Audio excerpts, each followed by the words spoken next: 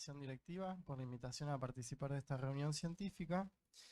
El tema es sobre hemofilia, desafíos en el diagnóstico y monitoreo del tratamiento.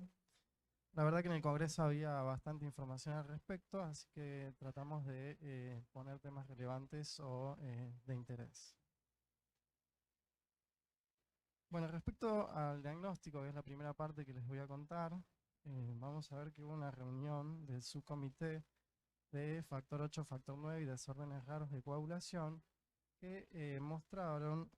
los resultados de una encuesta en donde participaron, valga la redundancia, 174 participantes. Y una de las consultas era qué ensayo utilizaban para el diagnóstico mujeres y niñas y qué ensayos utilizaban para el diagnóstico en varones y niños. O sea, en el caso de las mujeres y niñas, el ensayo coagulométrico en una etapa, más del 60% solicitaría este ensayo para hacer el diagnóstico, mientras que en varones y niños más del 50% utilizarían ambos ensayos para hacer el diagnóstico de hemofilia. O sea, que todavía no se está pensando en las discrepancias que pueden existir entre los ensayos en el diagnóstico de mujeres y niños. Bueno, o sea, hay prevalencia de discrepancias en mujeres y niñas con hemofilia entre los ensayos, o sea, el ensayo coagulométrico en una etapa y el ensayo cromogénico, donde estas discrepancias podrían explicar por qué portadoras con hemofilia pueden tener fenotipo de sangrado, porque puede ser que el otro ensayo que no utilizaron para medir esté por debajo del 40% y sean reclasificadas como hemofílicas. O sea, por lo menos, al menos una vez, es importante que se utilicen ambos ensayos para hacer el diagnóstico, y en aquellas portadoras sintomáticas o mujeres o niñas con hemofilia, el valor más bajo es el que va a correlacionar con los signos y síntomas de sangrado, y este es el ensayo que debe ser utilizado para el seguimiento en estas pacientes. Un nivel normal de un simple ensayo no va a excluir el diagnóstico de hemofilia A en estas pacientes. Bueno, un trabajo que me pareció importante mostrar es sobre el diagnóstico en varones y niños con hemofilia, donde es un estudio multicéntrico español, donde estudiaron a 91 pacientes con hemofilia A no severa. Y lo interesante de este estudio fue que aproximadamente 20% de los pacientes tenían discrepancias entre los ensayos, la mayoría tenían la discrepancia clásica, pero correlacionaron los niveles de factor 8 medidos con las variantes genéticas encontradas y con los resultados de generación de trombina. Particularmente encontraron que pacientes que tenían la misma variante genética podían tener distintos niveles de factor y también distintos resultados en la generación de trombina. Esto sugeriría que más allá de la variante genética podría haber factores adicionales que van a influenciar esos niveles de actividad de factor y también de los resultados de generación de trombina.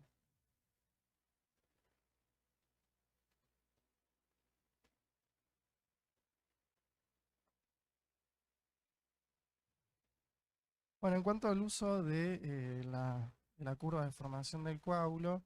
en el diagnóstico de hemofilia, se vio que, o sea, estuvieron pacientes severos con hemofilia A, severos con hemofilia B y pacientes no severos, es decir, leves y moderados, con hemofilia A y hemofilia B. Y particularmente también discriminaron en pacientes severos que tenían fenotipos de sangrado severo y fenotipos de sangrado no severo. Lo que encontraron es que los parámetros de la curva de formación del coágulo, como son el min1, el min2, el max1, max2 y min2, que es la máxima velocidad de la curva de formación del coágulo, la máxima aceleración de la curva de formación del coágulo y la mínima aceleración, es decir, la desaceleración, permitían discriminar de manera excelente a aquellos pacientes que eran severos. Y además también permitían identificar a los grupos de pacientes que tenían menos del 1% de factor con fenotipo de sangrado severo de aquellos que tenían un fenotipo de sangrado no severo.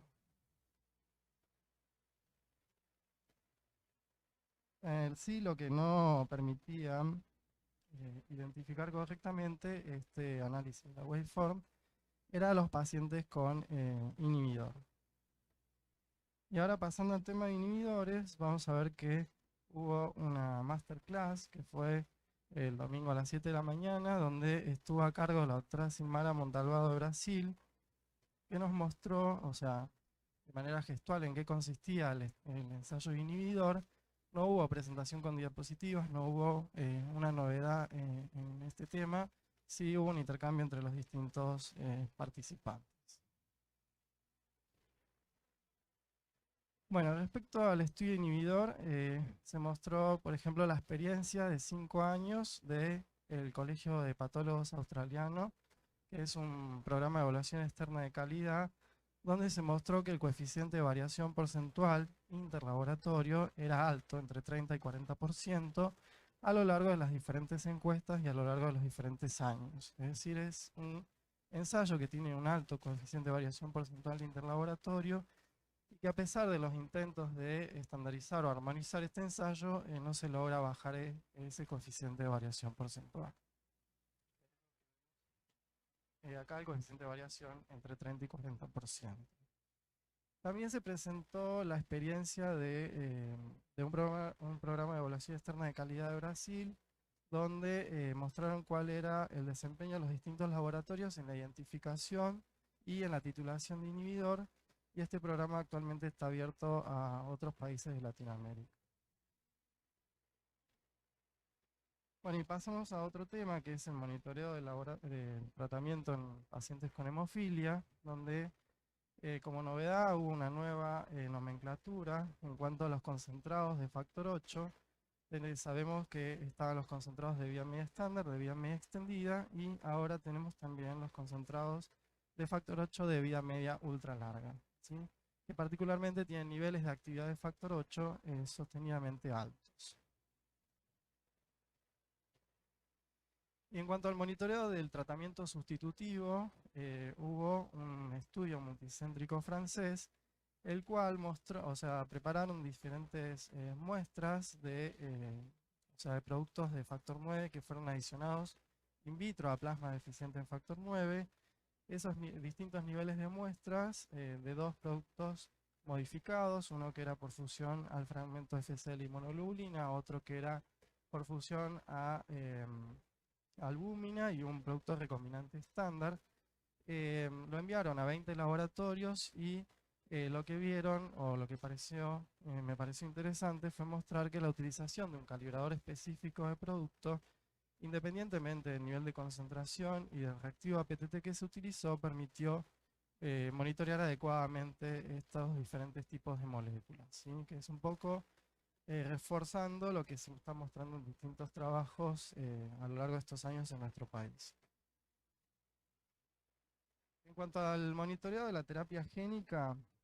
hay un producto que está aprobado para factor 8, por transferencia genética de factor 8, donde hasta el año 2020 en la guía de la Federación Mundial de la Hemofilia no había una recomendación sobre qué ensayo utilizar. Se ha reportado que había discrepancias entre el ensayo coagulométrico en una etapa y el ensayo cromogénico, pero ahora se presentó un trabajo en el cual los resultados por el ensayo antigénico coinciden o son similares al resultado del ensayo cromogénico. Es decir, va a favor de la recomendación de este año que salió en el Manual de Laboratorio de la Federación Mundial de la Hemofilia, que hay que utilizar el ensayo cromogénico para monitorear a estos pacientes. Luego, en cuanto a la terapia génica de factor 9, hay discrepancias también entre el ensayo coagulométrico en una etapa y el ensayo cromogénico. Por ahora no tenemos disponible el ensayo cromogénico en nuestro país, pero el ensayo cromogénico va a subestimar la actividad del factor, por lo cual no debería utilizarse, y hay que utilizar el ensayo coagulométrico en una etapa, que es lo que vemos acá con diferentes reactivos de APTT, particularmente en el manual de laboratorio de la Federación Mundial de la Hemofilia de este año, salió que uno de los reactivos con sílica es el adecuado para monitorear este tipo de tratamiento. Y pasando a otro tipo de terapias, que son las terapias no factor, donde seguramente Alejandra va a profundizar en el tema. tenemos terapias que tratan de lograr un rebalance en la hemostasia o también aquellos que son miméticos del factor 8. En este sentido, lo que vimos es un trabajo, por ejemplo, en el monitoreo de pacientes con emicizumab, en la utilización de la generación de trombina con activación intrínseca, utilizando plasma pobre en plaquetas, sería una herramienta promisoria para monitorear este tipo de pacientes. O sea, un poco va en el sentido de que la utilización de generación de trombina con factor tisular es lo que se ha estado probando en plasma pobre en plaquetas, no es útil, y con este reactivo de activación intrínseca podría utilizarse para el monitoreo de estos pacientes. Se han presentado algunos trabajos en cuanto a la identificación de pacientes con anticuerpos neutralizantes contra emicizumab. Recordemos que es muy poco frecuente, o sea, menos del 1% de los pacientes en los ensayos clínicos desarrollaron anticuerpos neutralizantes contra emicizumab, pero en este caso se mostró trabajos en formato póster de la Mayo Clinic de Rumania y de Netherlands, donde identifican a pacientes con el método de ensayo Bethesda, ¿sí? Que es el que generalmente lo podríamos hacer en el laboratorio si es que medimos la concentración de emicizumab con el ensayo en una etapa modificado, pero también utilizaron otros ensayos que fueron diseñados por estos laboratorios, como un ELISA para confirmarlo, o ensayos basados en la detección por Luminex, o también para la determinación de las subclases de IgG en estos pacientes, donde en el último trabajo de Netherlands muestran que la subclase de IgG1 sería la más frecuente, por lo menos en ese grupo de pacientes estudiados. Y luego también el grupo de trabajo de la India mostró resultados en cuanto a su protocolo de utilizar una dosis, la mitad de la dosis mensual, donde muestra cuáles serían las concentraciones de emicizumab en estos grupos de pacientes evaluados, donde vamos a tener pacientes con la dosis estándar que tienen concentraciones entre 35 y 55 microgramos por mililitro, mientras que los pacientes con dosis baja tendrían entre 12 y 25 microgramos por mililitro de emicizumab, y también mostraron la utilización del ROTEM mediante el ensayo NATEM, que es sin activación, o sea, sin ningún activador, donde vamos a ver que el tiempo de coagulación, es decir, el CT, en los pacientes con la dosis baja, estarían en una zona, si bien lo que pueden ver en la diapositiva es la línea media, en realidad estaban en un rango amplio entre lo que sería un equivalente a pacientes como si fueran moderados o leves, mientras que los pacientes de la dosis estándar, que es la línea roja, estarían como si fueran hemofilias leves, es decir, o sea, mostrando en cierta parte lo que se dice que con dosis bajas tendrían una equivalencia, como si fueran pacientes que tendrían entre 3 y 5% de factor 8. Obviamente que no es factor 8, sino que sería su equivalente. Y en cuanto a las terapias de anticuerpos anti-TFPI, en este sentido no hay ningún ensayo por ahora comercial que permita monitorear a estos pacientes. No hay ensayos para medir la concentración de estos anticuerpos anti-TFPI. Sin embargo, para el caso de pacientes con concizumab hay un monitoreo centralizado en pacientes en ensayo clínico, y en marstacimab no hay una recomendación sobre hacer un monitoreo cercano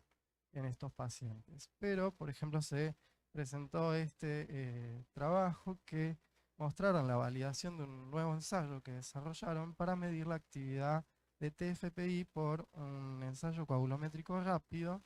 ¿sí? Que potencialmente podría usarse en pacientes en tratamiento con anticuerpos anti-TFPI, aunque no lo evaluaron particularmente en esos pacientes. O sea, mostraron la validación del ensayo y dicen que podría ser usado en ese grupo de pacientes. El tema es que hasta ahora hay trabajos que dicen que medir la actividad de TFPI o el TFPI libre quizás no representaría realmente el potencial hemostático del tratamiento, ya que lo que estamos midiendo es muy poquito, que es lo que circula, y no el TFPI total. Así que veremos si se comercializa algún ensayo, sobre todo en uno de estos anticuerpos anti-TFPI donde hay que probablemente ajustar la dosis. Y luego, en cuanto al RNA de interferencia que disminuye la expresión de antitrombina, la recomendación es utilizar un ensayo que está aprobado por la FDA y la EMA para este objetivo,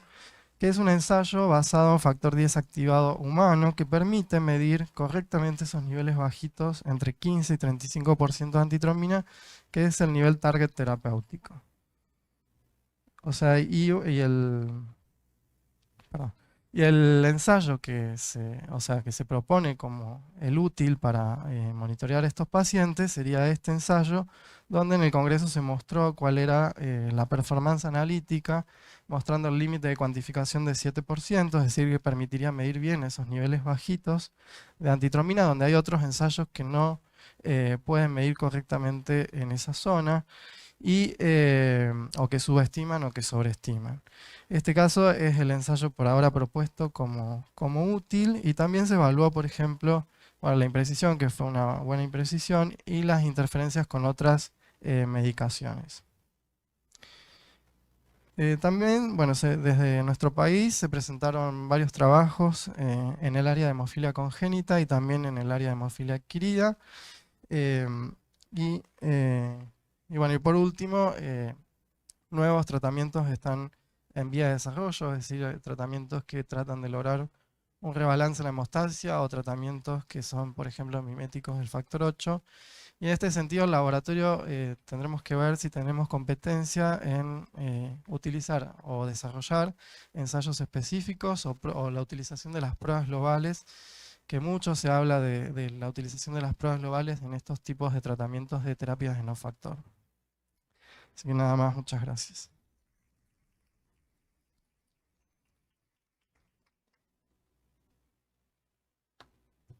Bueno, gracias, Emanuel.